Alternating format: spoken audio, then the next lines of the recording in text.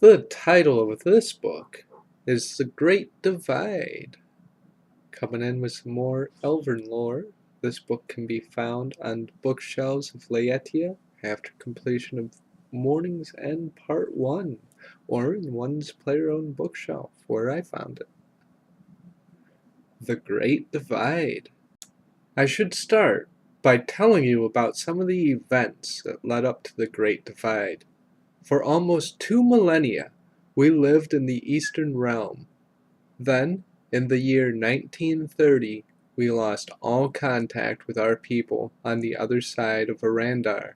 We found that the route over the mountains was impassable, and our incantations were unable to penetrate a wall of static that now surrounded our homeland.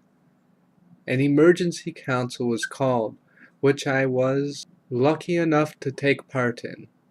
We decided that before any major action could be taken, we needed to know what had happened. Many ways to re-enter Turanwin were discussed.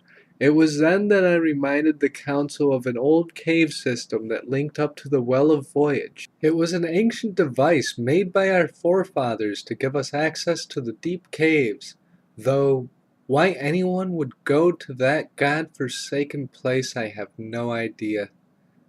Soon it was decided to send 5 members of the Cattern clan through the Well of Voyage to recover any information that could tell us what was happening. We chose to reconvene upon their return. After a few weeks, Edward returned, only one of the 5 scouts that made it back. A council was called to listen to his news. He told us of the chaos he had seen, elves killing elves in the street of Priffendus, and the seizing of the Tower of Voices by the clan Isleworth, their forces denying access to all those not of their bloodline. Hearing all this sparked a debate that continued for days. Many plans were put forward of how we should deal with the problems back home. Ideas ranging from the assassination of Lord Isleworth to just leaving the Western elves to kill each other were suggested. It was at this suggestion that the Baxtorian quoted the Credi, telling all those present that only together as the 8 clans can we hope to survive in this hostile new world. He then pledged Clan Carden to stop the madness that had befallen Prifdinus, and so started the Baxtorian campaign.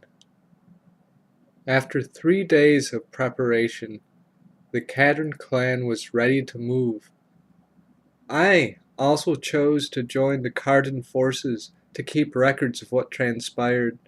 So it was that we made our way to the entrance of the cave system that eventually led to the Well of Voyage.